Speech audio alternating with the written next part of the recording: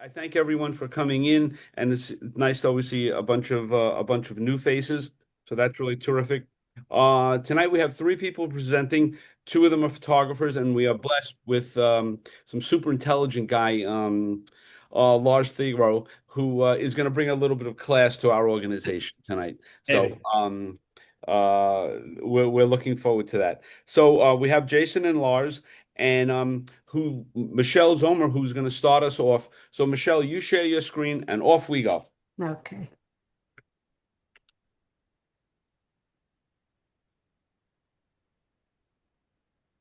Okay, we open.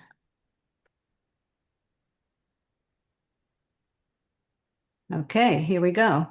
So Michele, tell us how you first came up with this idea to document the Irish travelers. Well, I went down this path and decided at one point that I really wanted to be a storyteller.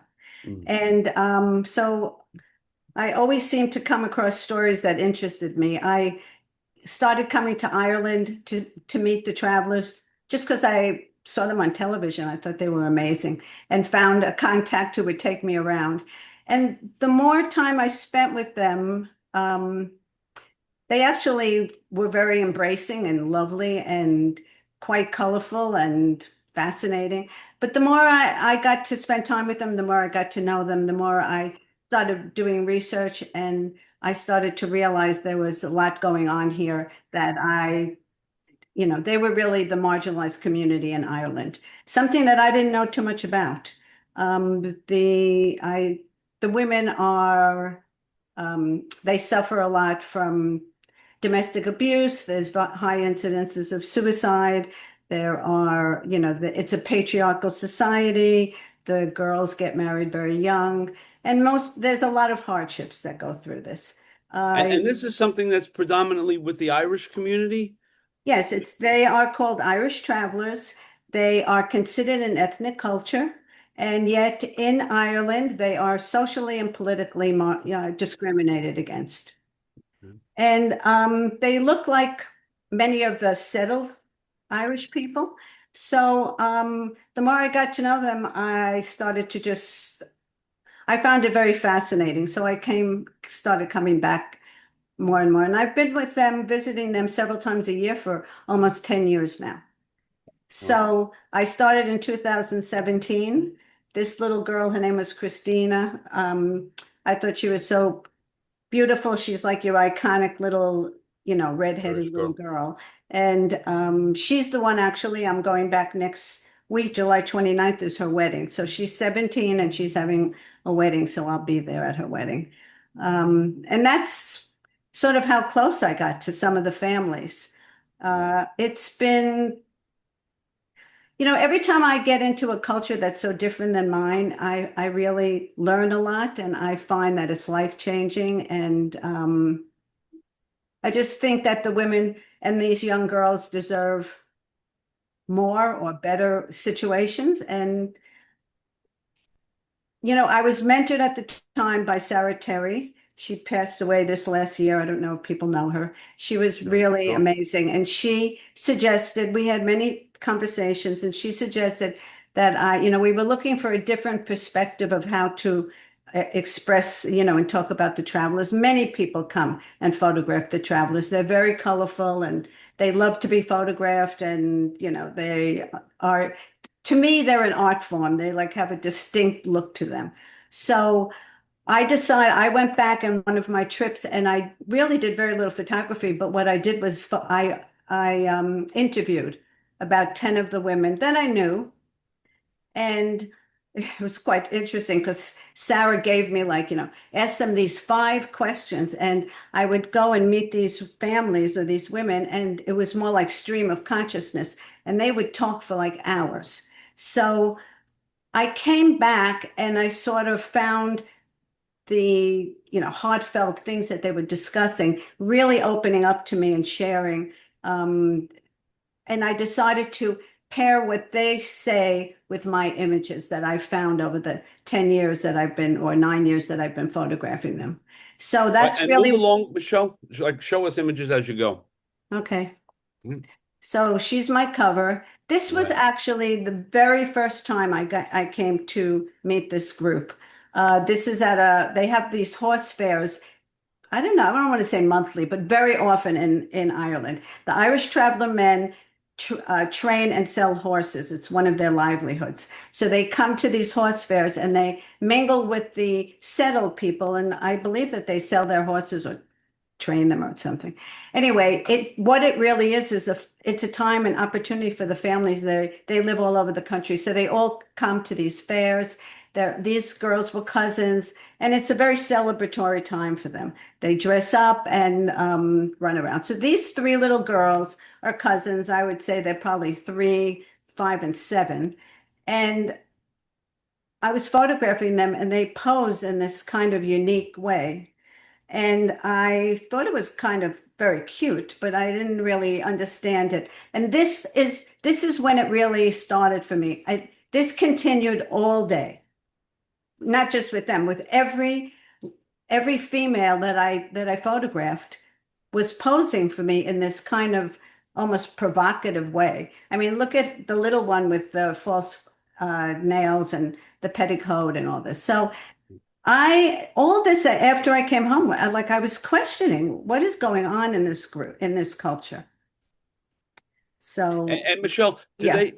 do they stay for a long period of time in one place? The idea of You know, traveling, are they? years ago they were nomadic, and they do have similar characteristics to any other, gypsies or the Roma gypsies, but they very similar to Roma gypsies in a lot of respects. But these people come from Ireland, and the Roma people come from India. Um, yeah, the people my age or our age, I would say, grew up nomadic. And there was something that happened in their economy years ago, don't quote that, where these people sort of lost their homes and they were forced to go in and travel around in these, at the time, they were wooden bow top caravans pulled by horses. And They were looking so for work. they were looking for work. They would stop around and fix, repair anything with metal or things like that, whatever they could do. Right.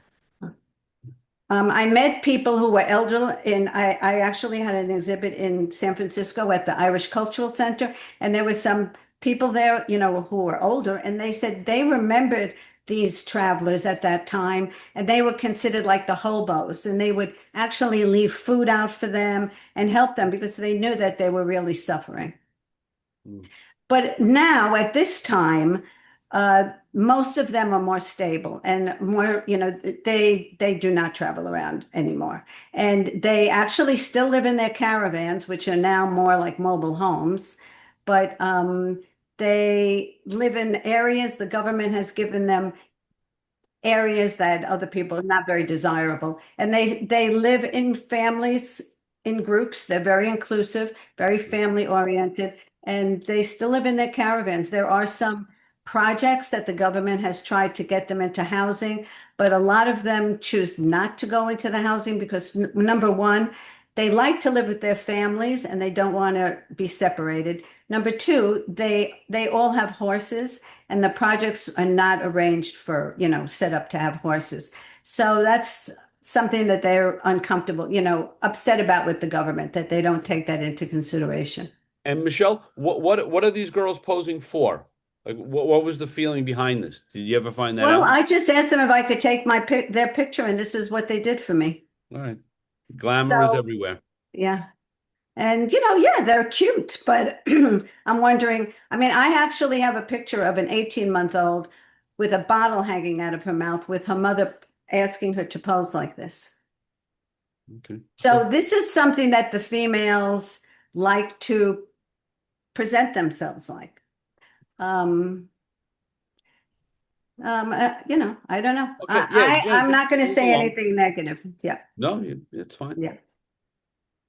So I guess these aren't all in exact order. Anyway, this little girl is about 6, and she is patiently waiting to go to her brother's Holy Communion. The Irish travelers are extremely Christian, and the Holy Communion is a very, very special day for the family. They all go to, it's like a milestone in their life, and they have a big celebration afterwards. So her mom helped, dressed her up, and she was just sitting in this chair. Her name is Alicia, and I just caught her with the red lipstick. I thought she was adorable. Again, here is Indiana, and she was having her Holy Communion. So here's Indiana, and she's 7 years old, and this is how they dress up, like it's a day of feeling like a princess. This is inside her home. This is a caravan that she lives in with her family, When you and say caravan, that's movable. it's I mean, yeah, it's yeah, movable. It's like like it's a a home. mobile home. Some of Right. them. Wow. So I just put this in because I thought, they wear these tremendous dresses and it's a big, big, big day for them. They feel very special. And Michelle, how are you shooting this? Are you using a flash, natural No, light? this is all at natural light. Yeah, I don't Okay. use flash. Yeah, Okay. unless I'm in the studio. But no, this is all natural light sitting in her living room before she was off. She actually went in a big limousine and yeah, it was And very, I very and, fancy. and are there tiers economically within a group of travelers? People who have more and people have Yeah, less. I'm sure there are. I would, this family, the father does work, and I don't, it's not for me to say. I don't, they live nicely. Right. I think there's a family, they have four girls and a boy. They finally had a little boy, and they live all in this caravan. The father, they have a car. They seem like they have a nice life. Right. Okay. You know what someone put in the chat room, and Pat's probably right. The way those girls were posing, maybe that was part of the practice of practicing for a beauty pageant. Who I knows? don't think they don't ever do beauty pageants. I think they are raised from a very early age to be married and to find a mate. Okay. And there's something sexualized about it, and they are raised from a very young age to marry early. That's what they do. They marry very young and they go on to have many children. Most families, I would say, have at least 10, some have 15. I've been in families that have 21 children. Wow. And they marry, when they're 15, 16, 17. So to me, it's more at what I saw. You'll see, I have some photos here of the teen girls. There was so much flirtation and so much going on at the Mm. fair. Look, here they are. These are the girls, the teens, that were walking around, and they're always in groups. They need to be chaperoned. They are supposedly chaste when they get married, and but they were always after the boys, and it was really quite fun to follow them around, and they just loved having. They let me photograph them and do everything. It was so much fun spending time with them and watching them having such a great time. So this was all this one day. And this is really when I left and started looking at these images, that I started wondering what is going on here. Here is, again, I told you they're very family oriented. So this is 8 o'clock in the morning at a family baptism in church. So Jordan in the pink dress is 16 years old, and this is how she came to church. She's very beautiful, but she thinks she looks beautiful. I mean, it's a little inappropriate, I thought, but that is how they are. And even that is the big sister of the baby that was being baptized again. And that's just how they present themselves. And do they, for lack of a better term, just go to the local church where they blend in with the locals? Yeah, they do. Mhm. Okay. In this morning, it was just the immediate family which is pretty large, but there was no other people there for the baptism. And do you get access and permission from the parents to photograph them? Yes. How do you navigate that with the parents? Yeah, the parents they know me, they want the photographs. I mean, just like I'm going back for Christina's wedding, I'm going to be shooting the wedding, and Right. then I give them all the images. They are inclusive, and they're not the type of community where you could just walk in and know them, but I've been there for so long, they just, honestly, they're so, I didn't see them for 4 years or 3.5 years for the pandemic, and I went back there and the welcome was so warm and so special. I just love going there and being with them. These were some women, and these are the women that I'm talking about. They're all dressed up. They're at a family wedding. And they definitely are very provocative in their dress, and they're very beautiful, and they're very proud, and they think they look beautiful. Mm. So it's just their style. And that's why I said, to me, they were like an art, they're like an art form. Right. So, some people, And Michelle, is there any not protocol, for lack of a better word, protocol, like how long they stay in that one group, with the idea that they're travelers, will they stay in one place for 2 years, 3 years, or are they, constantly moving, like, or no, not every anymore. situation They different? stay now. They stay, they're pretty settled. And Yeah. I would say and they do live, but it's all about family. So all the sisters, all the brothers, and the mother and father, they will live in a community, and they will have like several caravans in a row, and they all live like that. And it's really amazing because you go there and there's so many children that on a Sunday, or an afternoon after school, there could be like 50 kids running around because Mm. it's all family, and that's how they live. Yeah. So they don't move very much. What's happening now, when I was interviewing the women, which I found really sad, and a lot of the women are upset, is because they're marginalized, a lot of these women's sons cannot get work in Ireland. It's very hard for them to get employed. So many of them now are leaving to go move to places like New Zealand or Australia, and Mm. they go there, they speak the language, everyone speaks English, and they could be and have a life without anybody, discriminating them. No, there's no stigma about being an Irish traveler right now in Australia. So it's great for them, but these mothers who live for their families are heartbroken that they don't Mm. get to see their children and their grandchildren. Mm. Yeah, I guess a part of it, like, they have the title of Irish travelers, but at some point they don't travel anymore, No, they don't travel right? anymore. So they become part of that community, but still somewhat marginalized. There's major halting sites in Dublin. There's probably one of the largest ones. There's several. They have one of the largest. There's people there. I think I might have Maria's photograph here. I mean, she had to be almost 70. She lived her whole life in that caravan, and she was telling me, we spoke for hours. She was telling me that she had 15 children, and all her children now live in the same situation she lived. Nothing changes for them. Mm.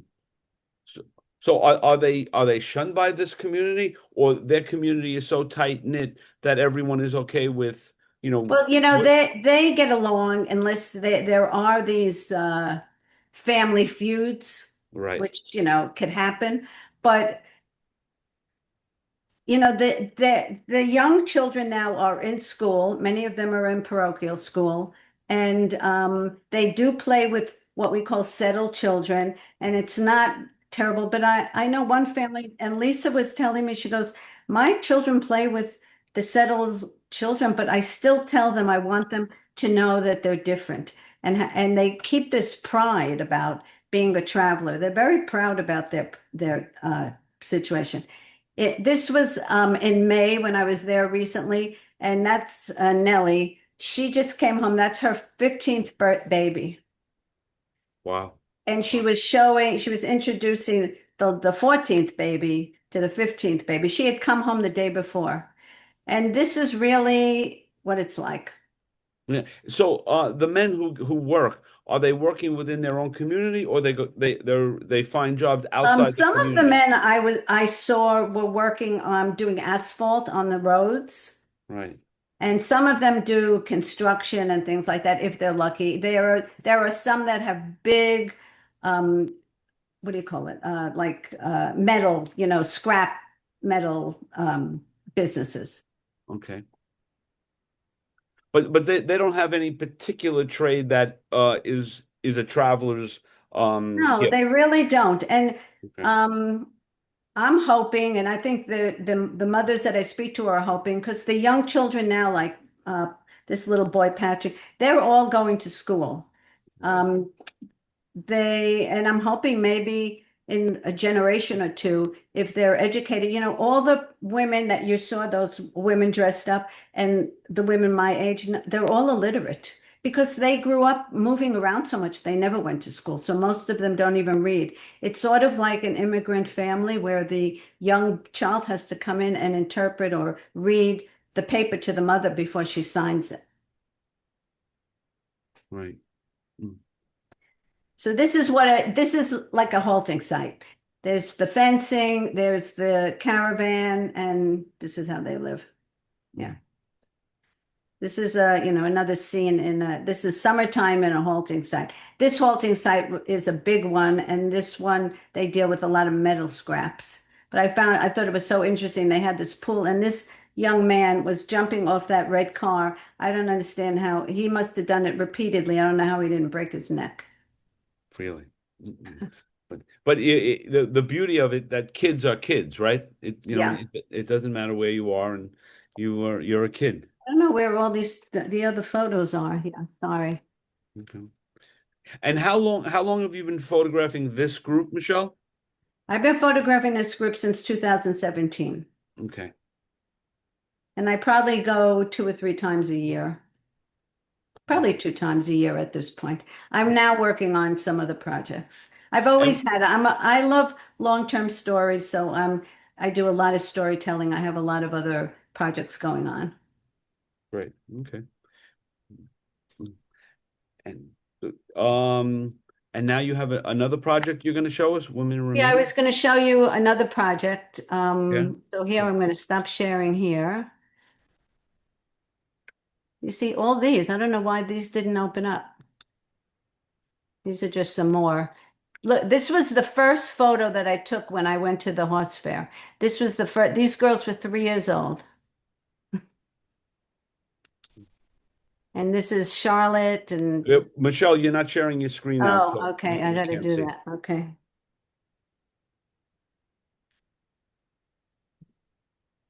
Open. Why is this happening? You got to share, make sure you share down below. It's not sharing? No, you have to hit the button in the middle there. Yeah, Share. sorry. Okay.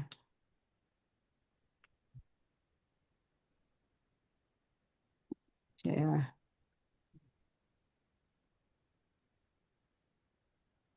I don't know why I go fast. Okay, so this was Charlotte. This was the one I was showing, Mhm.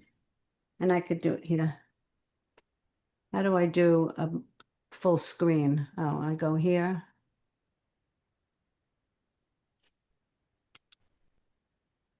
Okay, there you go. So this was the very first photo I ever took of these two little 3-year-olds, cousins. Again, this is how it started. All right. And this you saw, this is another little girl, Charlotte, who I follow. She's has a interesting story, but she's a beautiful little girl. This is Great. Nikita. She lives in that halting site. She's actually related to the little boy with the dog that you saw before. And what are Beautiful. you shooting with, Michelle? I'm a cannon shooter. Okay. This is Maria with her, this is 3 generations. So here's the mother, Maria. This is her daughter, Victoria. And these are her grandchildren. This woman, her name is Nikita also. She was telling me a story that she recently got married. She has 2 children, and they lived in a caravan that was fell apart, and she was trying to get housing. And every time she goes to an ad that shows an apartment, they see she's a traveler and they won't rent to her. So she was moving back in with her mother and her 2 children, who her mother already had like 12 children there. And she was heartbroken.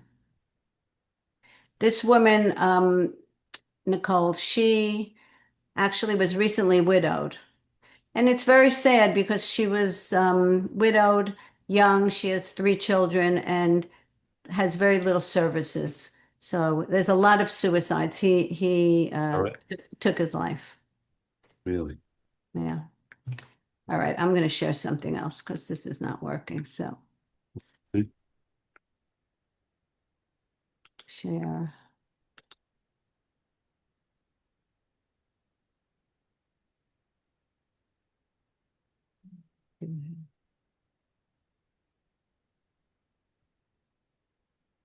And how long will you stay when you go back? I'll stay for a week. Okay. Yeah. All right. Great. So this is a relevant topic. Okay. So this is a project that I'm doing now. I started in 2019 and okay, I have to open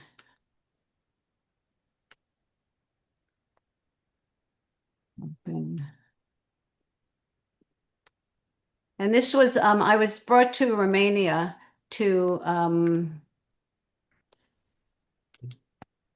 do something not related to this. And because I was there for a short time, I was introduced to a photographer actually from National Geo in Bulgaria. And there's a lot of social, I asked him what the social issues were in that part of the world. And there is a whole thing that goes on post-communism. And then I went to Serbia, Bosnia, which is post-genocide. But these women are post-communism and sorry? No, no, you're good. Oh, they are living in abandoned villages by themselves. And the villages at times, were very vibrant. They might have had 3 to 5,000 people, and now there's maybe like 10 people living there. So there's a lot of change. They're elderly. There a lot of gender migration because a lot of people left when communism ended. A lot of their family members, especially left the villages. A lot of people even just left the country to And find, Michelle, yeah. what compelled you to document these folks? Well, honestly, I think that I was um, personally, I had just been widowed, Uh, and I think that it spoke to me. And I wanted to know to meet these women, and I wanted to see how they were doing and see how they were living. And it sort of, was it at first, therapeutic? I thought that, sorry. Was it therapeutic for you? Well, I'm always looking at a positive part. I thought that maybe by bringing light to them, by giving them a voice, that I could maybe make some change. Hopefully at some point I will. This is my ongoing project. Right. And now I just came back from Bosnia and Serbia meeting elderly women like this too, who are, post-genocide or post-war. And there's something called feminization of aging, which is a phenomenon or it's a term that's used about women who outlive men, which it's really true that women usually live longer than men, and women are left alone at the end of life. So I don't know where it's going to go, but I'm sort of toying with this whole thing. And did you have a fixer with you? Like Yes. what was the language issue? Yeah, give us a Yeah. little background on, how like Well, I you met actually did somebody, this. his name was Ivo Danchev. He is National Geo Bulgaria, and he took me around, and I've been there twice already. And we just drive up into these abandoned villages, these mountain villages, and find these people. Hmm. And do you spend time there? I mean, Yeah, I spent. and I'm the type of photographer who needs to spend time with my subject. okay. I will go back several times. I will, have, they usually invite me in for tea. I will spend a couple of hours with them. And, I've had people look at them and think they're amazing. Some people look at them and say, oh, they're so sad. But, it was so rewarding to spend time with them. And they were so pleased that I was interested and gave them my attention. I'm Um, sure. I would like to see that their lives were better or easier. They're pretty resilient, and I'm not trying to show them as like poor them, but Right. It's just a phenomenon that goes on in certain parts of the world. It just came back. Like I said, I came off the plane yesterday, and everything I saw with these women from genocides and women from war, and they live like this by themselves. Right. And And these countries are, I remember when I got to Romania, I have a fixer there also, and he said to me, he goes, please don't get sick here because all the doctors are in your country. mhm, there you go. So this, photography And has changed my life and has taken me so many places that I never expected. And and it's so fascinating. yeah, and Michelle, do these women share with you their stories, Yeah. through the fixers? Right. They Um, bring out memories. Yes, of course, it's all interpreted through right. the fixer. Yeah. Right. And Um, do you look at this as, of course, a long-term project that ends up with a book, I'm or hoping to. This is what I'm going to start working with Ed on. right? And do you feel, Michelle, as you go through the stories that you do, like the travelers, like these folks, that there's a piece of you that's advocacy that you, I think of myself as a visual advocate. And all my projects, I started volunteering years and years ago, and I started volunteering in a foster care agency, and randomly the local sheriff in San Diego approached me sometime we were at lunch at some uh, Polinsky Center where they bring the little children that are, taken away from their families. And he asked me if I would come into prison and change the perception of the female convict. So I was like, oh, sure. And I that's when it started. And I sat there for 7 years with women in prison. I have a whole series mm, on my women in prison. And just being with women who went through what they went through. I mean, I could relate to this woman, and I right. could relate to the woman that I was talking to in prison. Sometimes I'd listen to her. I'd probably be in the same situation she was in if Yeah. circumstances were different. So, Michelle, did you find when you were speaking to these women that you shared part of your story about, Always, always. I'm very open and very vulnerable. I have no problem being vulnerable. And I think that's what, especially with the travelers, I've shared a lot with the travelers and they open up to me. And it's just who I am. I don't know. yeah. So, do you recognize that, as a little bit of self-analysis, that that's a gift that you have that people will You share know with what? you? It took me a long time, but I do feel that it's like a superpower. There you go. Great. I do, and I Yeah. and I want my images to mean something. I don't take photographs just to make a pretty picture.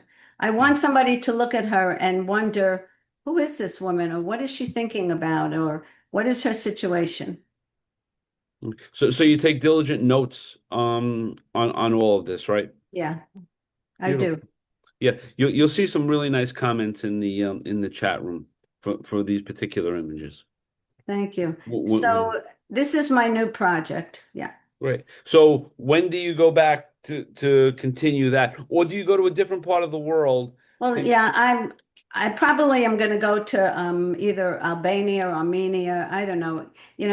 When Sarah Terry was alive, she was making me, she had a list. It's like I should go around the whole world.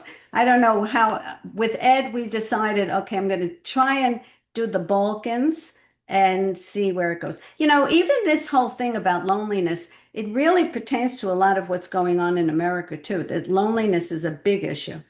Yeah. So So I don't know how it's all going to end up. last question from me.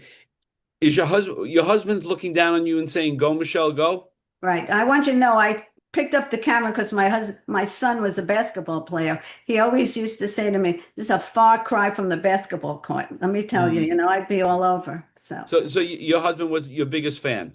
my biggest fan, yeah. And That's my good. children are, and my partner now is, and yeah, I've been very lucky. And I mean, I think it's just who I am. So if you want to be around me, you have to like let me go. There you go. Oh, that's great. That's great. Well, continue if you have any more in this series, but this is a really a wonderful body of work. Thank you. Um, So I didn't include too much here. I mean, more to come. right. I have two other bodies of work if I have a few minutes. I also did I do coffee work. I advocate for the children and the women in the coffee fields. So I just came back from that. And I also have done a project since 2019 on Black professionals in science, technology, engineering, art, and math, which is pretty fascinating. And I am now a voice for these people and how much they've contributed to society. So I have a few of those if you want to see them. Yeah, just pick one of those that you want to show us Okay. because we have to move along. That would be great. Okay. So let's see here. So, Michelle, as you show this work, do you feel it's like a rebirth for you creatively, as you're growing? I think I'm always evolving and I'm always meeting these incredible people. Like even this project, this is these Black professionals. I am telling you that I met the most incredible, incredible people. And this already is going to be this will probably be a in a museum. So let's see, is this working? It's not full screen, right? Let me No, just not yet. okay. There you go. So this is John Clayton. He's an amazing composer and classical bassist and musician. Um, this little girl is 13-year-old Elena Anale. She's the youngest Black student. She's in medical school. Wow. Brilliant.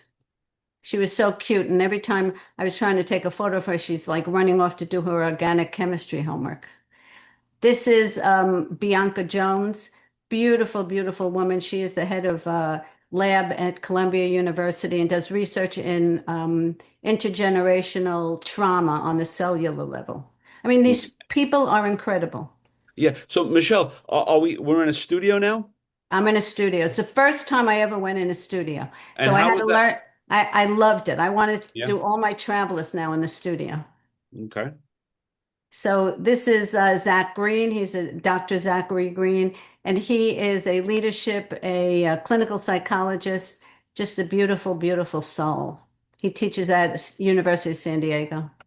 This is Hubert Massey. He is he was trained with Diego Rivera's uh, people, and he is the largest muralist and does all these frescoes.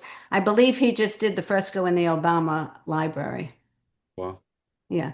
And this lady, Gladys West, she was the woman who's responsible for the mathematics behind GPS.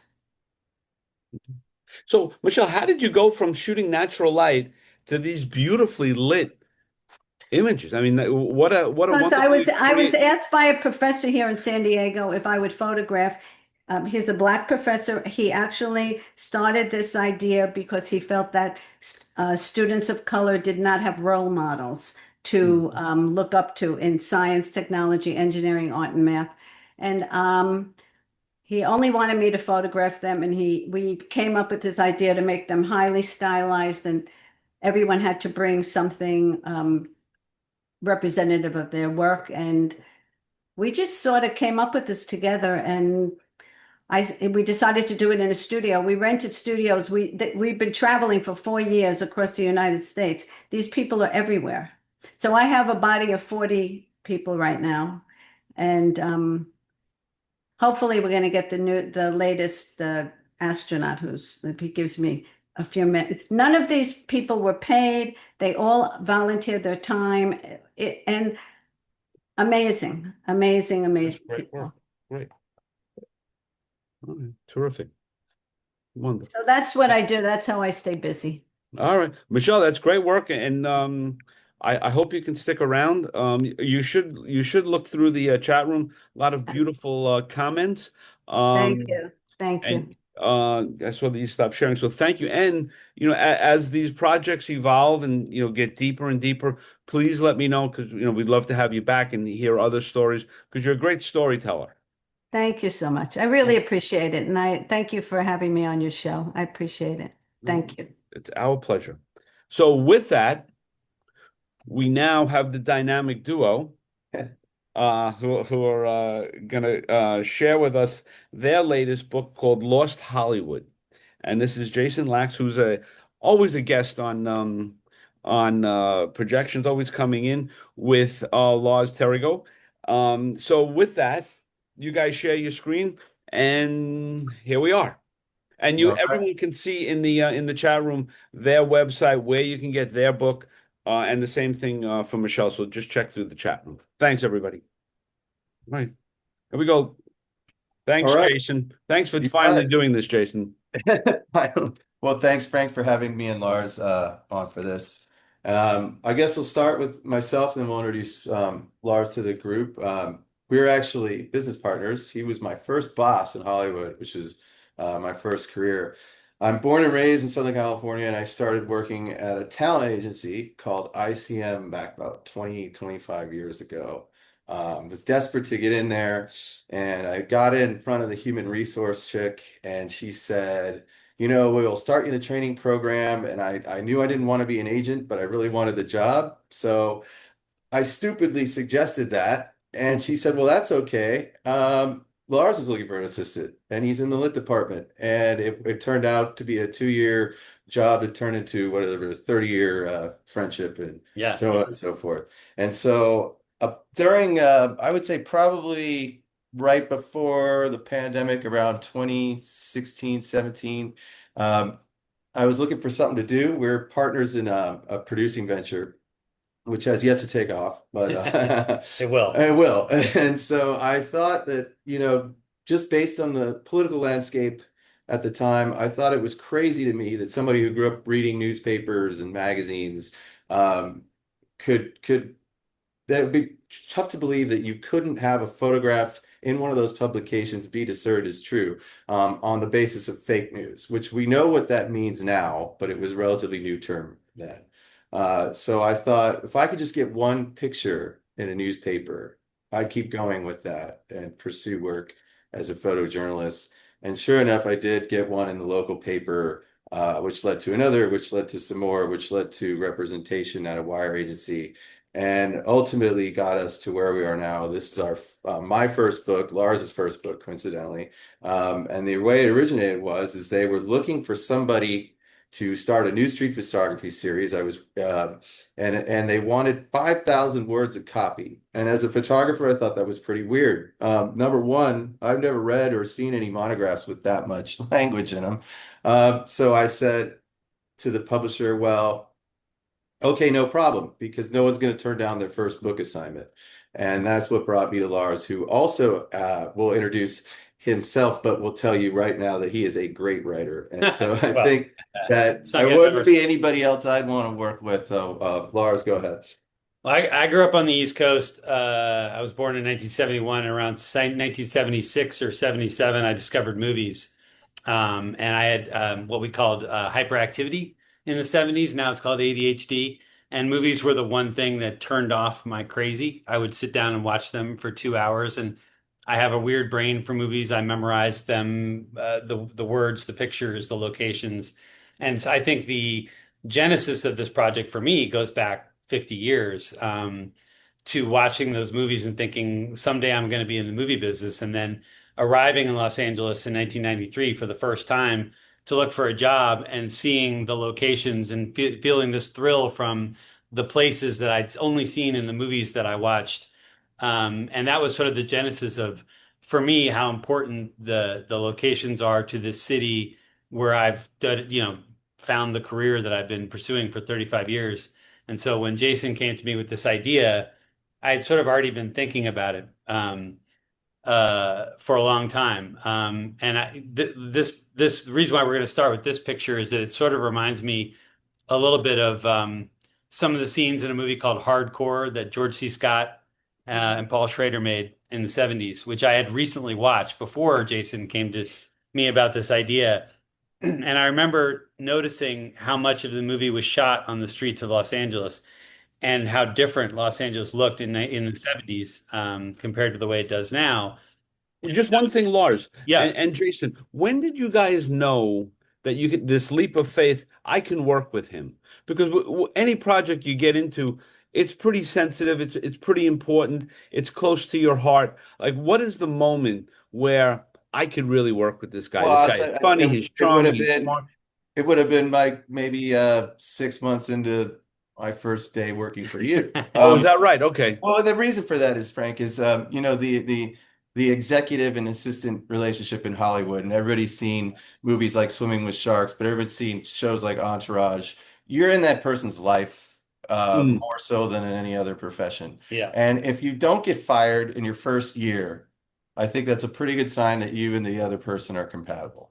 Yeah, And and that was, that was a long time ago now, but he was Yeah. at my sister's wedding, so we just, we used to we just had we're just very similar guys and had the same taste in movies, and when my lunches would cancel, he and I would walk down the street to the sushi place and hang out. So we just have known each other for 25 years, and so I don't even think it ever even was a question of how is no, this going to go. yeah, We just immediately started kicking ideas around.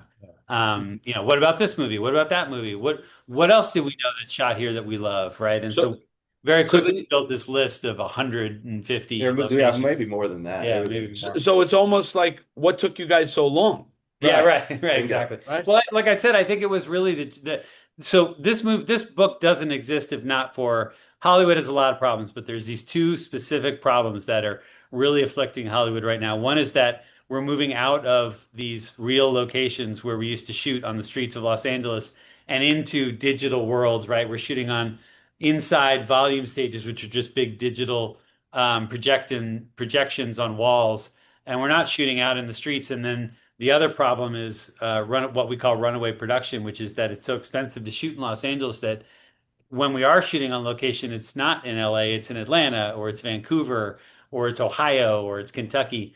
So my observation was that all of these places that are in this book were locations 20, 30, 40, 50 years ago. Almost none of them were in movies recently, because we're just not doing it anymore. So, Right. so the theme of the book, there's three chapters, still here, changing and then gone forever. And so the melancholy theme of the book is that sooner or later, all of these locations go in that direction from chapter one to chapter two to chapter three. And there will come a day when all of these locations will be gone, and books like this will be the only place you can see them anymore. Yeah, and interesting thing about this shot in particular, the Tower Theater, it was the first theater in the country that was wired for sound. And so what happened was back in the 20s when the Jazz Singer came out, it premiered in New York City. I mean, I don't know if there's anyone old enough on this show to remember that, but the night before, they had a sneak preview at this theater in downtown LA. And so that made the Tower the first theater ever to show a talking picture. That was a full-length feature film. And as you can see right in front of you, the change that he's talking about, it's now an Apple store. You can see the logo here and Wow, at the there you go. bottom. So going from the first movie palace for a talkie to an Apple store. And you'll find that as we go, like a lot of these locations you might notice, but you might not know where they're from. Don't worry, we'll cover you on that.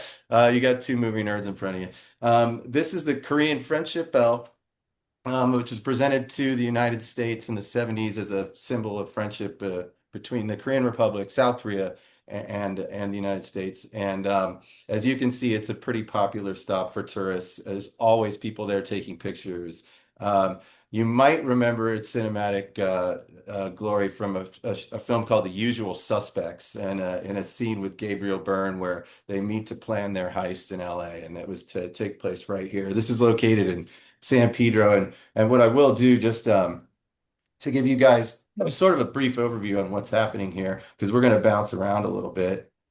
And These are the locations that you will find in the book. The red dots. The red dots on this map here. And you can see that it goes everywhere from the Korean Friendship Bell down in San Pedro, all the way into downtown LA, and through the Sunset Corridor into the San Fernando Valley. I probably should have an electric car, but I really put some miles on it for this book, but it was totally worth it. So as we move along, you'll see us kind of make a circle around here and at least give you some And what's geography. interesting about what you see here, this line that goes from downtown to the beach, that's the Sunset Corridor to the beach. And so, Mm. that's the most expensive real estate in Los Angeles. And also the studios are, just south of there and just north of there. And so when we were shooting movies in the 50s and 60s and into the 70s, we were shooting the most photogenic parts of Los Angeles, and so that's why you see this sort of arc here, this corridor through the most beautiful parts of the city.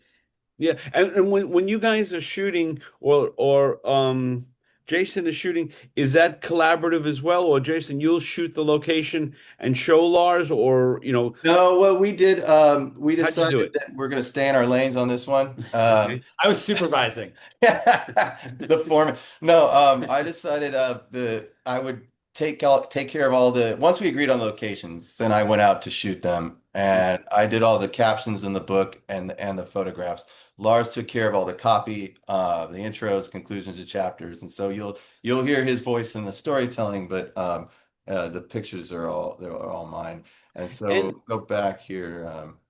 and with what is happening, do you find, the people who are in the industry are recognizing this and trying to do something, to stop it, or is it just a runaway train and this is this is Some of this them is are the trying, future? some of them are trying to stop it. A lot of them, most of them can't afford to take the time that it would take to do that. They're adapting.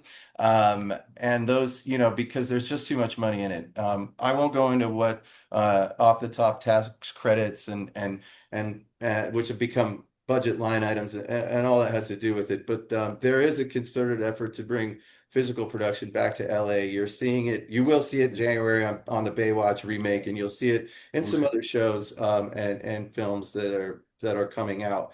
But the fact of the matter is that the politics of California and the incentives to shoot elsewhere are just working against it at the moment. Yeah. So we're confident that hopefully we sell enough copies of this book and people will think otherwise. And everybody understands it's a problem. It's affecting tourism. The reason Right. why people come to Los Angeles is to see movie stars and to eat in the famous restaurants and see the locations and maybe catch an episode of television shot on a soundstage. And if that's not happening, then you start to lose the reasons to come here in the first place. It's really like tearing down the set, right? Yeah. Yep. Yeah. Bingo. Right. Yeah, exactly. Yeah. So what we'll do is we'll try and keep you abreast of the ones that are still there. This is the Musso and Frank Grill. It's one of the oldest restaurants in Hollywood. It's been open about little over 100 years now. It's still kicking. I thought COVID might kill it. Luckily for all of us movie fans and for the productions themselves, it's still going. You can go in there and get a martini made the right way and a steak, the same way you have for a long, long time. So it's good to know that places like this still exist. This one might confuse some of you. This is, believe it or not, you've seen it in every shot on every sporting event, every clip on the news. This is the Santa Monica Pier. But this is how Fletch saw the Santa Monica Pier. That's Chevy Chase's Fletch in the 1980s. This is what it looks like from underneath. We always see it from above, the Ferris wheel, the lights, the dive bars, the fish and chip shops, the throngs of people. But this is all that's propping that up, and it did make a cool appearance in that movie. And you do get sometimes some unsavory characters underneath it. And let me jump in and say also, just this is a recurring theme in the book. I'm a child of the late 70s and 80s. He's a child of the 80s and into the 90s. And, we're going to get bad marks from film critics who wonder why we didn't just take all of the movies from AFI's Top 100. This is mostly movies that we love, that we grew up on. So Fletch is in there, The Terminator is in there. It's what happens when Lethal Weapon is when you get a couple of 80s kids looking at movies, like this is what you're going to get. when your publisher doesn't give you a narrow enough assignment. Right, Right. exactly. There you go. So we apologize if there's not enough, Chinatown. Although Yeah. Chinatown, Although there's plenty of China. there's plenty of Chinatown. In the background of this shot, you'll see the Art Deco Eastern Columbia building, which was featured in Predator 2 and another movie called Stigmata. It's one of the oldest buildings in LA, and it's located down near the theater district on Broadway. I was surprised that it's in such good shape. I hope that it continues to be. I know that they're renting out residential units, and that, of course, anybody who followed the Johnny Depp trial might know that he used to own 5 of the penthouse units at the top of this building and lived in one of them and would dole them out to friends. But then Amber Heard happened, and the rest of that is history. Hmm. Um, Here we have we're into Chinatown now. This is a Fu Chow restaurant, still there, still going, and it even hypes its movie claim from a film called Rush Hour in the 90s with Chris Tucker and Jackie Chan. And this is where they shot it here. And upstairs is a famous fight scene. And Jason, as you're shooting this, where are you going creatively beyond, documenting? Are you scouting them? I want a sunrise here or a sunset here. I mean, what are you doing in that context? Well, mainly just wanting to give, a great representation of the buildings that are still there, make LA look good. I think that it's funny that you mentioned that, because the one thing I noticed as I was out shooting is that I've never seen LA look this good. I mean, I had blue skies, no clouds. Even the like buildings like this, the Formosa Cafe, which has been around since the 30s, 20s or 30s, looks like it just got a freak new coat of paint and the neon worked on. And in fact, they did just renovate the inside. A luxury brand came in and from the restaurant biz and redid it. So I think the prime directive was make it look cinematic. yeah. Okay. And And do these places now recognize that they're the last legs of that era? And I I would say no actually to that. I think that some of the owners that you've seen them transfer ownership is they know what their history is.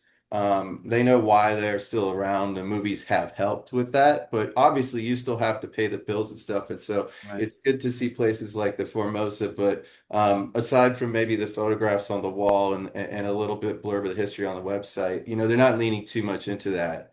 They're sort of staying out of the whole politics of it all and just everyone's just trying to operate. I mean, you know how expensive it is to even live in LA. It's just And like, the stories, like, the stories for me of what places were in what movies have always been kind of hand to mouth, right? Like people pass like, why do you go to that bar? Oh, because it was in this movie. And you sort of Right. learn, it's something you learn being here. And those stories, I think, as we all get older and the movies go further in the past and nothing is shooting at Formosa these days. When you ask that question, why do you go to Formosa? It's like, well, it's down the street from my house, mhm. which is a Okay. shame. I'll make the trip for it Yeah, though. I right. love the Formosa, We both do. and any movie fan might remember it from scenes from there from LA Confidential and a famous scene where in Beverly Hills Cop 2, Eddie Murphy's character is dealing in blank credit cards. This is the Capitol Records building. I'm sure everybody recognizes this one. And speaking to change again, when I first photographed this as part of the book proposal, which would have been maybe last October or the fall, the inside of it was actually under construction. It was not lit. They did not have any, it did not look this good, I will tell you that much. And it's just another Hollywood landmark, but now you can get an office in there. It does not belong to Capitol Records. And one of the misconceptions is that it was designed for Capitol Records because it looks like a giant stack of records like you'd see at a Yeah. jukebox. And there's a spindle on top, like that you'd use to play records. And what's interesting is the architect said that wasn't the case. When he designed the building, he didn't know who the tenant was going to be. He put that spindle there because there was a radio antenna that he wanted to hide, and he thought, it would make the property less valuable. And so that's one of the interesting stories behind this. But to your point, Frank, the fact that it still says Capitol Records up there suggests that there is someone out there who's saying, "Hey, maybe we shouldn't just change everything. Maybe there is some value to making to the people looking up there and seeing Capitol Records for another 100 years." Yep, and Yeah. especially after it's what's famous for Hollywood, not the music business, but the movie business. Every movie it's in has just been destroyed. Right, right. Earthquake in '74 and The Day After Tomorrow, the Roland Emmerich picture. 30 years later, they love to go after this building for some reason, and And the mural on the right on the bottom. that I have no idea. That's probably new. The the whole thing has had a nice once over. I mean, it looks better than it ever has, and we'll get to other landmarks like that. It's what, like I said, what amazed me was I didn't have to try too hard to make any of these places or the city of LA itself look good. This is Randy's Donuts. A lot of tourists might remember that. And the reason there is a giant donut on there is not because Randy was an outsized person. It was called the Big Donut Drive-In when it was open in the 50s, and then when it was sold, Randy named it after it was named after the owner's son, Randy, and that's where you get Randy's Donuts from. But it's a big tourist trap. I was there the other day. It took me 25 minutes to get a cup of coffee. It's featured in movies like Iron Man 2, and of course the 80s classic Earth Girls Are Easy. Yeah, one thing, Jason, don't break our hearts with the dopey stories we may already have. Yeah. Let us have our, our Yeah. nostalgic. Yeah, Before they're lost forever, right. right? And you're looking at the region, probably Wilshire here, which is, I think, still, a lot of guys still have lunch there? I had dinner. I had a dinner at Cut there just the other day. Yep. It was expensive. Yeah, You bet. you recognize this from Beverly Hills Cop as an exterior and a ton of movies, but Pretty Woman Woman is would be probably the the more other big famous one, Yeah. yeah. And this is located, as it suggests, right there, right on Wilshire Boulevard. Still there. And Cut is a great steakhouse, by the way. Okay, Casa Vega at Sherman Oaks.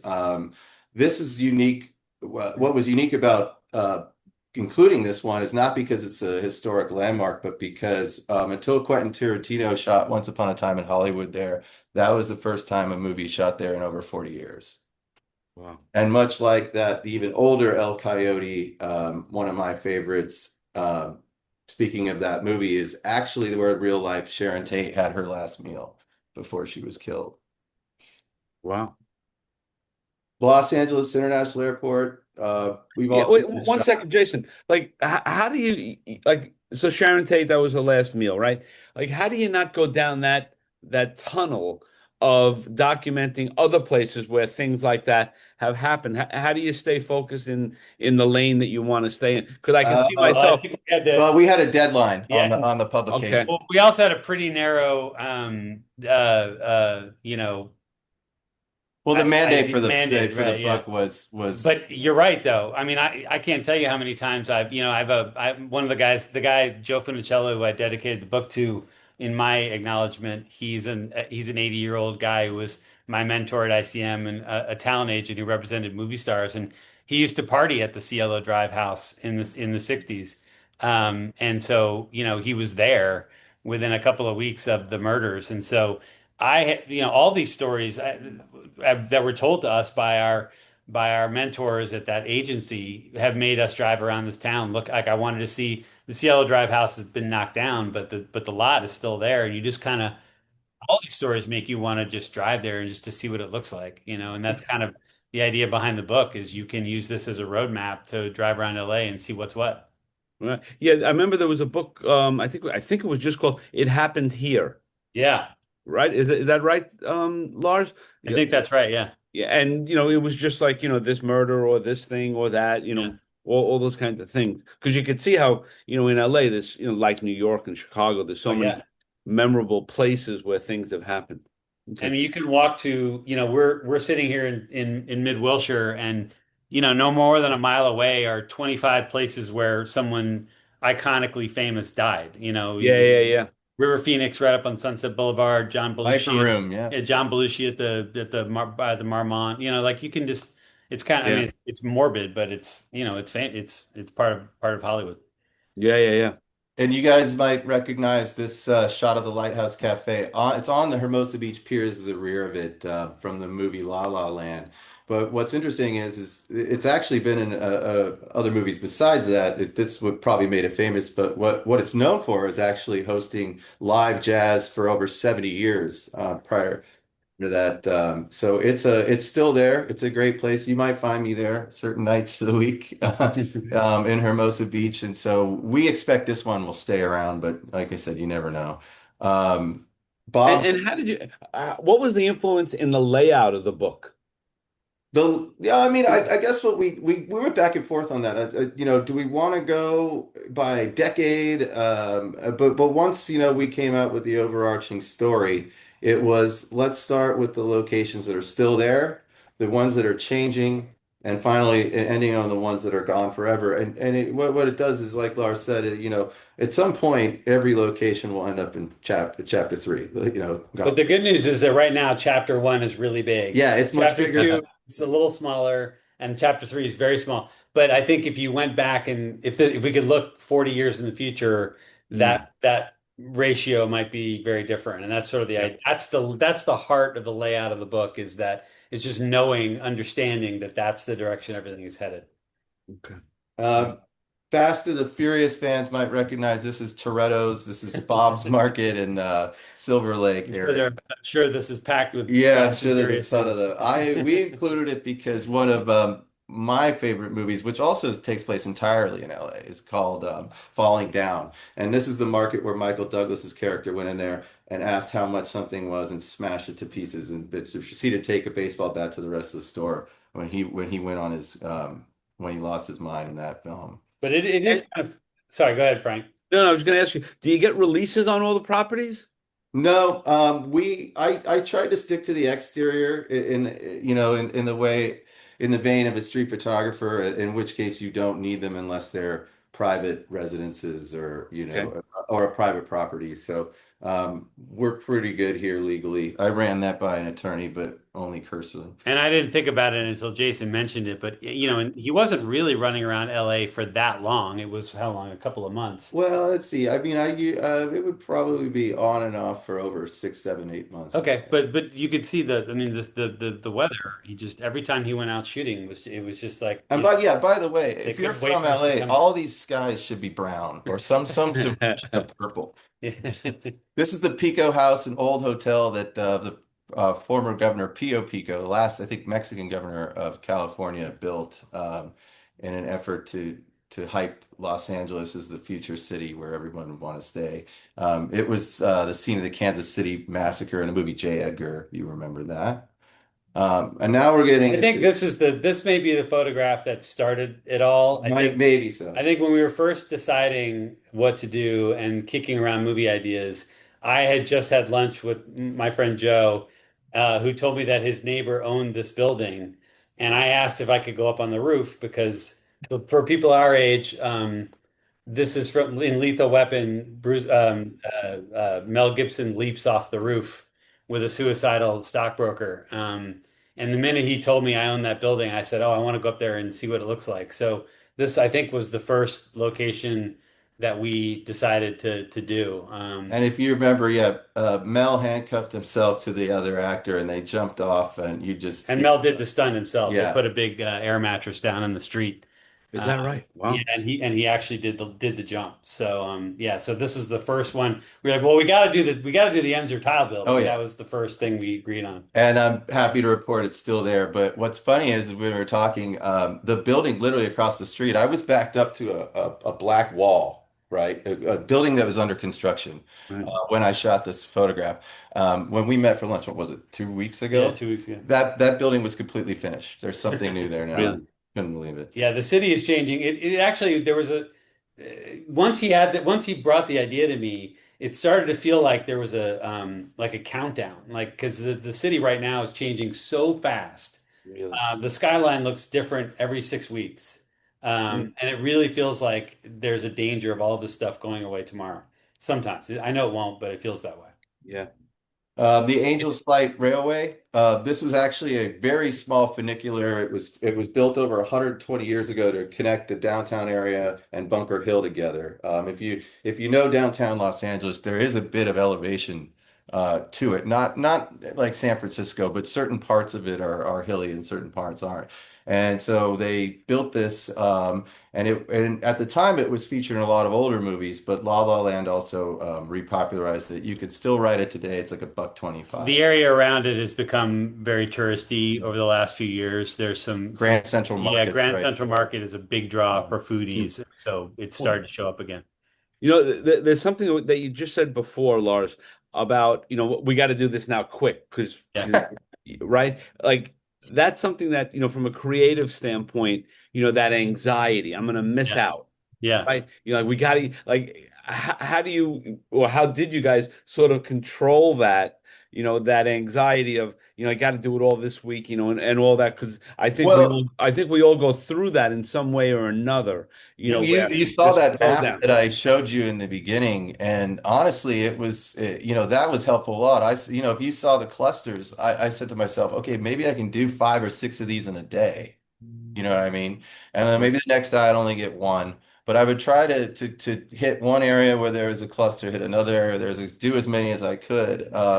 And if they didn't turn out, I go back and work on it. And this is one that this turned out right away. This is a great spot. This is called the Crossroads of the World. Mm. You might recognize it from the movie Blow, which is where I recognize it from. But it's been around. LA LA Confidential, Confidential would be one of the big ones. um, And what it Fort was, Fairlane. yeah, it was built as an outdoor mall, and this has already been purchased. They're trying to do a mixed use building with hotels, apartments, shopping, the whole thing. So this is one of those things. I would be surprised if they left it, to this, but you might still get the spire. They might put a Yeah, plaque. this may be the last time you'll be able to see the sky from this Yeah. angle. They're going to build gigantic stuff And over you're there. looking at Sunset Boulevard. This is where Yeah. it's right on the street there. Yeah. So, can you guys speak to the creative part of this?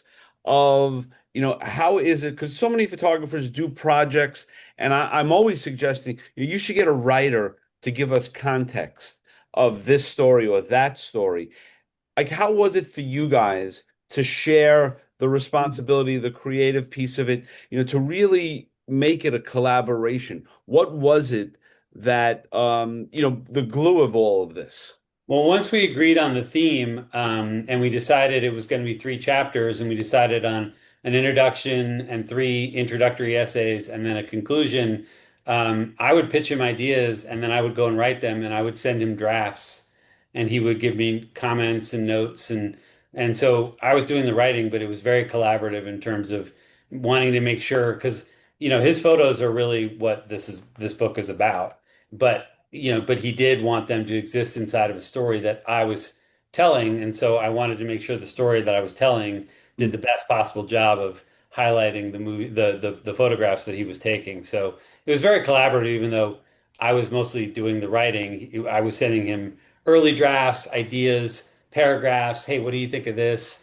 So we did a lot of it together. And a lot of the research that I did for the captions, each one of these photos has a pretty significant caption involved, which gives you a little bit of background about the location itself and which movies that you can find it in. By in sharing that and going back and forth, we were able to put together something I think that overall is more compelling than a coffee table book of movie locations. Yeah. Right. Yeah. So, and you're looking at the Frolic Room here on Hollywood Boulevard. This is a famous bar still around. Charles Bukowski used to drink there, and also Kevin Oh, Spacey as Jack Vincennes from LA Confidential, from the film LA Confidential. There's a lot of movies that film here, but we're happy that this one's still here too. and did anyone else look at the images or look at the content and do an edit with you guys, or it was So you I two? worked with a company called Sutton Publishing, and they leave it pretty much up to the photographer, which I found Yeah, to be for better or for worse, for the answer is better. kind of no. Not really. I mean, I had to do the first initial sequencing. Once I got a handle on a preliminary layout, I started changing both which images would appear sort of a down edit, and then which ones would appear as verticals, horizontals, double trucks, that whole thing. So they really leave it up to you. I would have loved to have had a designer. I would have loved to have had somebody for sequencing, typeset, all that. But And there's 7,000 words of essays in there, and I didn't get a single note, which, if you know anything about Hollywood, is highly unusual. unusual to say the least. Highly unusual. Right. Um, we're in Century City now. This is Fox Plaza. This is the former corporate headquarters of 20th Century Fox, which is now basically gone, right? It's Yeah. Disney. But you'd recognize the building from a movie called Die Hard. This doubled as Nakatomi Plaza in the film. And this is not the shot that I that when I this is one of my favorite movies as a kid. And when I arrived in LA, when you get to Los Angeles, the cabs take you if you're going into the part of LA where we are, they take you down Olympic Boulevard almost all the time. And so driving down Olympic Boulevard, looking up at Nakatomi Plaza, it hadn't occurred to me that that was a real shot from a real movie. And to see it from the movie out the front of the cab, it was just that was the thrill of it for me. And what sort of, I mean, 35 years ago started me on a journey that would eventually become this book, which is like trying to make people understand how thrilling it is to see Mm. these places that were so that have been in all these movies that we love. So And in some of those buildings, will they keep a piece of something old? Like sometimes you'll see a building that's new, but they've kept the Sometimes, yeah, doorway, yeah, they do yeah. that. or an archway. Not all the time, but yes, sometimes they do They that. will. They do, Yeah. yeah. Here, The individual people who own these things, and then the city, there's a lot of people do what they can, all right? So Yeah, yeah, said no, there's not some overarching, citywide process for protecting all this stuff, but right. people love this stuff and they love it Yeah. being a part of their community. And so individuals will protect and things. if you know the area, if you're from the area, there are like the Los Angeles Conservancy. Mm. Depending on who's in office in City Hall, Right. they might do a plaque or something like that. Yeah. So there's an effort to do it, but I think the only hard and fast law is if it's a deemed a historical building, there's procedures in place before you can tear it down. Right. This is Ray's Diner on the west side, near Santa Monica. You could probably picture the scene in True Romance where Christian Slater's tucked away in a diner. It's been in a ton of films, including Win a Date with Tad Hamilton. I know you all saw that I know we're all big fans of one. And Lords of Dogtown. that. Oh, here we go. Yeah. Circus Liquor, North Hollywood. This one is still around. They've obviously made little changes to it. It's actually a franchise, but what's noteworthy about this one is that it's a scene from Clueless, where they left the main character there on the ground right here for dead. But don't worry, she made it out of there. Yeah, And like that image and Randy's Donuts, it would almost be criminal right. if they ever came down, even if it changes so completely. Like some things, it's like the Empire State Building. You just cannot move it. You can't take it A down. good quick note on all that, Frank, and in the book you'll see that there are a lot of these locations with signs that just jump out at you. Yeah. They all Right. look like they're out of the Jetsons or something like that. And Mm, it's from a movement called Googie architecture, and the reason for those buildings that they're still most of them are a lot of them are still that way. A lot of them are gone, but the reason is because LA was built around the automobile, and you had to do whatever it took to get someone to pull over and spend money at your establishment. So the bigger your neon sign, this is mm. 32 feet, for example, if it were completely working, the better chances you'd have of But that. you're right though, Frank, because obviously they're not going to knock down City Hall. They're not going to knock down the Griffith Park, right? But they might knock down the liquor store, right? Yeah, And then you lose this great neon sign that is just amazing, and it's gaudy and it's ridiculous, but it's part of it's LA. beautiful. My God. I Yeah. mean, it ends up in somebody's, in the prop house, right? Yeah, right, Right. exactly. Yeah. Or the other, it like in Las Vegas, the neon boneyard there. Yeah. Right. Van Nuys High School might look familiar to anybody who's seen Fast Times at Ridgemont High. It doubled as Ridgemont High School. It's been in some other productions. This is the Puente Hills Mall, way out in the city industry on the east side of This is town. one of the farthest flung of our Yeah, locations. this is, and believe me, on the way home, I realized that sitting in traffic. But what's interesting, this mall is actually it's due to be reacquired and probably either killed or changed into something else. But it looks the same as it did in the movie Back to the Future, and you can imagine the Wow. DeLorean crisscrossing this parking lot. And it's actually such a famous spot that every October 25th, fans of the movie reassemble. They set up the prop sign for it, and even in some past years, the actors from the movie have appeared for a little Reunion. ceremony, their Yeah. reunion, yeah. That's pretty funny.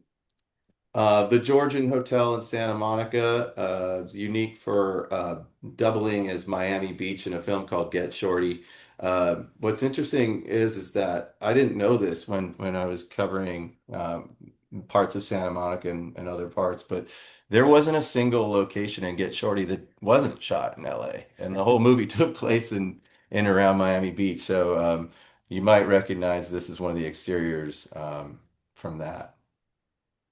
And now we're getting into some of the sadder parts, stuff that has changed. This was a coffee bean when I first scouted it. It has since been occupied, but it's been under construction at the time of this photograph. And this was the old All-American Burger from Fast Times at Ridgemont High, which was a chain of actual restaurants. But the founder got in some deep trouble with the SEC and separately the IRS and had to close them all. But this is the one that we know from the movies here, the old All-American Burger in Brentwood. Yeah, and it's funny because there's a movie in theaters right now called Obsession that was shot in LA, and some of the locations are experiencing these enormous rush of fans who are running to see because they were shot for $750,000, so it was just shot on the streets, and you realize seeing it now the value of that to these businesses, and so when you see this one that's now been shuttered, it's a shame because there's obviously a market for establishments that appear in movies. Mm. And another such changing location. This is the Barlow Bixby building. We're in the Jewelry District back at downtown now. And the building on your right here that has the first for lease sign was used as the exterior for a location called Tech Noir in the first Terminator movie, Jim Cameron's first introduction to Arnold Schwarzenegger as an android. And this was the exterior here with a bar where Linda Hamilton was rescued from him. Arnold Schwarzenegger flies out through the front glass and lands in the street. Not a Great, scratch on great him. scene. Yeah. The King Eddie Saloon. This is another perfect example of change. The sign's only half there. This was actually reputed to be one of the older saloons in downtown LA, and back in the Prohibition days, there was apparently a network of tunnels that would connect you into it to have a drink. And Todd Phillips in his 2004 version of Starsky and Hutch used it as Huggy's Place. Is this Skid Row? This is close to it. Very Yes, close we're to very it. close to Skid Row. Give it some time. Skid Row gets bigger every year. Yep. Yeah. The 101 Diner, it's now the Clark Street Diner. But anybody who's seen the movie Swingers would remember this when a very young Vince Vaughn got up on the table and shouted to the entire establishment, "Is this a production?" That's a beautiful shot. Yeah. I mean, look at the clouds in the back. I mean, yeah, that's what I was that's why saying. you I come mean, to Los Angeles for normally it's a degree of purple, this sky, but that's also got some brown in it, and that's at 12 o'clock in the afternoon. So it looked much better lately. Why an AutoZone? Well, back in the 50s, this was a diner in Hawthorne, neighborhood of Hawthorne. And it had started out as a place called Holly's. It then became the Hawthorne Grill. And it was at that point when Quentin Tarantino shot that famous scene in Pulp Fiction, where the robbery took place. And this is now what it looks like. So that's depressing. Yeah. Yeah. I really wish it was still a Hawthorne Grill. This is my favorite caption in the book. Yeah. So you might not recognize this building on Santa Monica Boulevard. It was at one point, and further to our previous point, Frank, a very googie out building called the Hollywood Star Lanes. And it was a bowling alley, and that's where The Big Lebowski was shot. It's Okay. now been seized by the city of Los Angeles under eminent domain. It's an elementary school now, and we like to think that since that time in 2005, many little urban achievers have graduated from But it. There you go. both Jason and I have bowled at Yeah. the bowling alley when it was still This bowling, is one of the great. unfortunately. The J&J Sandwich Shop, which was used as a night out coffee shop in LA Confidential. One of the most famous locations in that movie that kind of It's really where it's without the night owl, the whole movie doesn't exist. But look at the great you've got this old school architecture that's still there. Nothing has replaced that since then. And if anybody knows the area, it's right across the street from Cole's, the French dip place, which had also just which used to be a great bar that I used to Yeah. go to all the time. And then we have a storefront on Fifth Street. On the right-hand side here, you see this little black facade, and if you take yourself back to the 80s movie called 48 Hours. That was the famous bar, Torchy's, with the big neon sign, that redneck bar where Eddie Murphy's character threw them all out there and made a big scene. How did you guys find the addresses to all these places? Believe it or not, movie nerds are pretty good with their information All online. movie nerds. Okay. Pretty Yeah. accurate. Yeah, And IMDb actually, you gotta double check it, but yeah, IMDb does have a movie location section. Okay.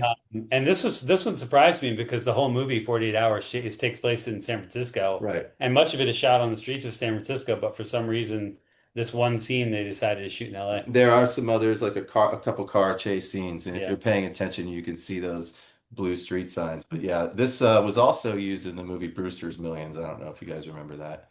Oh, Um, your magic is working. Sandy says she wants to go back and watch all these movies now. Well, I tell a story in my conclusion about being a kid growing up in DC. And look, there's a lot of great movies that are set in DC. All the President's Men and Yeah.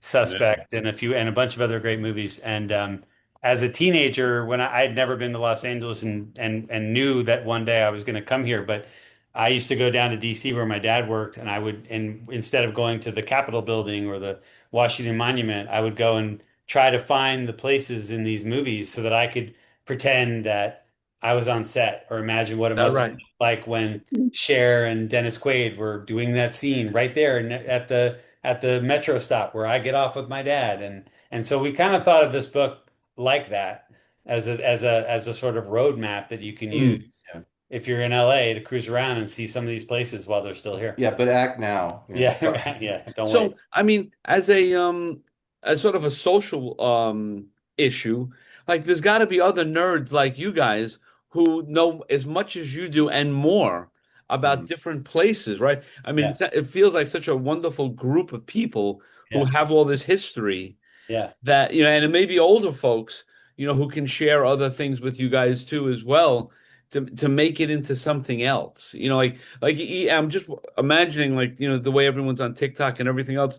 Like if you were in front of some of those places, right? I mean, maybe with AI, like you're in front of those places and you could have those actors walk by, Yeah, Yeah, right. Yeah, or right? I augmented mean, reality or some mixture of the that's two. a Yeah. fun idea. Yeah. yeah, that would be great. I mean, because I've seen these AI things where you see like a person's career, like an actor's career I've go seen those. Yeah, those are great. I Yeah. mean, you could easily see this, Yeah. taking your knowledge and, being in front of those places and watching somebody walk by. I mean, what if, Maybe we'll sell enough of these to get a sequel. Yeah. yeah, what's his name? Glenn Backen is the guy who, Oh, right, who does a lot of AI stuff. Yeah. So, what's next? I mean, in this collaborative relationship you guys have developed, do you have other projects you think about? we have a few screenplays. We have one that's got a little Oh, bit wow. of heat. You've got to blow on it, but it's got a little bit of heat. We're hoping that we could do something soon with that one. And but yeah, other than that, I'm still shooting spot news around and always looking for the next. But we did really enjoy making this, and yeah, maybe we do another one because there's plenty of locations we didn't include Yeah. or didn't shoot. My son and I are learning to fly airplanes, and so we had an idea about the three of us with my son flying around to some of the untowered airports in Southern California, which are really spooky and Yeah. creepy, and there's nobody there. You're just landing by yourself and shooting some of those and making a book of those. But we're this was a fun experience, and it wasn't something we ever thought or expected to do. I've been an agent my whole life, and he was a Hollywood executive and a producer. So this is so outside of what we thought we'd be doing with our lives, which is something we felt strongly about. Mhm. And Yeah, well, you must scout the airport runways before you start yeah, landing, your plane. So it's opened up for everyone now, and Michelle's nice enough to have stuck around, so that's great. So if anyone has any questions, you could put it in the chat room. You could raise your hand. I'm sure Evan has half a dozen questions for everybody. But a lot of nice things, in the chat room. thanks. Um, Yeah, we appreciate it. Yeah, and do you guys have other gigs that you talk at a Barnes and Noble? I mean, are you sort of We're trying to? working on that right now. The other thing about working with this publisher is that they do a little bit of marketing, but we're A free to very little market. bit. Yeah, very little bit, but we're free to market ever we want. Right, Marketing budget is slim, but or none? we're starting to get better at that. I think we'd love to do a signing at a place like Vroman's or Book Soup or one of the old Hollywood book Yeah. stores Right. that you know That'd be great. for us. And Yeah. so Michelle, you hear this story. Does it give you a push to maybe collaborate with a writer? Oh, sure. Yeah. Yeah. And I think, as far as the book goes, you should, well, I got a lot of press by just entering a lot of photo book competitions. And I Mm. I was amazed, but I had like 8 gold medals last year. Oh, And All I wow. right. went everywhere. I went to Athens, I went to Trieste, I went to Siena, I went to um, Dublin. I went everywhere just because of the book. So That's a put good it idea. out there. Just put it out. We're such neophytes. We know how to make movies. We don't know how to do this. Yeah, No, yeah, usually business affairs takes care of Yeah. that. Yeah. I'll help you. Just text me. That's All all. Thank you, right. Michelle. Appreciate No, it. but Sure. it really took I was actually surprised. My subject was, like I said, other people have done it, and I was so amazed that people were taken by this book. I mean, even for the New York Public Library to take it, it's kind of Yeah. crazy. Yeah. Yeah. I We think you should have to do New York City though. Yeah. Yeah, that's a good No idea. one's ever done street photography there. Yeah. But like all those publications, they're always looking for new content, Yeah. Yeah. right? Like so it's always like the next story, the next story. But that therein lies the rub where you really need someone dedicated to PR just person doing will be good. PR. If you all Yeah. know anybody, Yeah. let us know. But That yeah, My we have publisher, honestly, if I would, it was the first book I ever did. My subject is European. All the European people were interested, and he only was in New York, and he didn't do any European, so I did it. Mhm. And I just put it out there. Every time I got something that said photo book competition, I threw it out there. Barcelona, I'm not kidding. They all took it, and it got so Yeah, much exposure. it's a good idea. Yeah, Yeah. thank you. It's yeah, but And movies, everybody loves the movies. yeah. And that's what you could do, with an intern, right? You Mhm. get an intern with, this is the one thing you have to do. Get us every book competition. Just get us a list of all the competitions, and then Right. you can decide, which is good, which is not, but yeah, but it is another job. The whole social media piece is a bona fide job. But if you chain someone to a desk, you'll get a lot done. Yeah, you're right. You're right. I mean, that's what you have to do. Yeah. And Michelle, what's next for you? Where are you going? When are you going? Well, you're going to see the wedding, I'm right? going to the wedding next Sunday. Yeah. And then I meet with Ed in August. And somebody just texted me. I have to go back and look, but yeah, deciding, what I do next. My Brilliance Exposed, the Black professionals, that's going to be shown in Detroit, and the museum took it. Great. So I have an exhibit in September 2027. But I mean, like you were saying, I just did the photography, and the professor is doing all the hard work of getting it out there. So I'm not doing much with that one. Okay. Um, But but the piece of it, like not even doing it all, but being aware of how the machine works, is invaluable, right? I'm telling you, when I published my book, every week I made sure I did three competitions. Right. Okay. Great. I Yeah, mean, yeah, it yeah. cost a lot of money. I mean, but I sort of wrote But it that's off. part of advertising. You But have to it brought advertise. me so much attention. Yeah. Hmm. Great, great, great, great.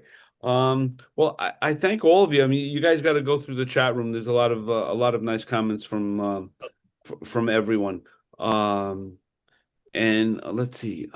Yeah, yeah, you got to do New York City. Yeah, somebody else put that in there. Yeah, yeah. It'd be interesting to find the city that we don't think of Mhm. that has done this, that has like a little niche like Route 66 or whatever it may be. Cleveland, may have, I think Washington, D.C. I mean, yes, Your That's sister. right. Yeah. There's so many Yeah, movies to chop Well, there. and, one of the locations that's in the true. show here is actually a parking structure where Woodward and Deep Throat met in the Oh, is actual that movie right?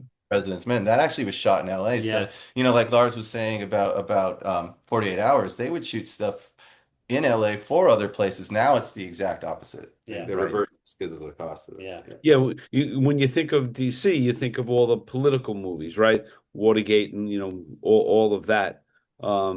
Yeah, yeah.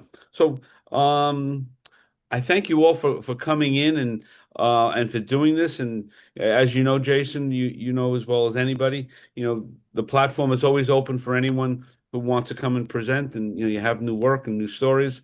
I would love to have you, Michelle, come back and tell us I would more. love to. Thank you. It's been a Yeah. lot of fun. It's a Yeah, lot of and, fun. and I do want to mention next Wednesday, the 22nd, we have Pulitzer Prize winning photographer Deanne Fitzmaurice. She's Oh, gonna wow.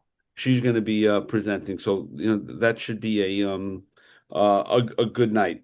She's a wonderful person, as if anyone who knows her will tell you that, and she'll tell you that as well.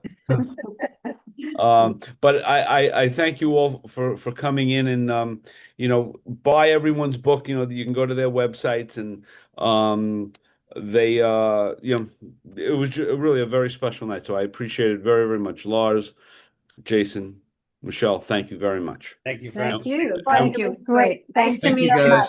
Thank you so much. Yeah, and Thanks we'll for see you doing next this, week. Frank. Yep. Goodbye. Thank you. Yep, we'll Good see you next night. week. Night.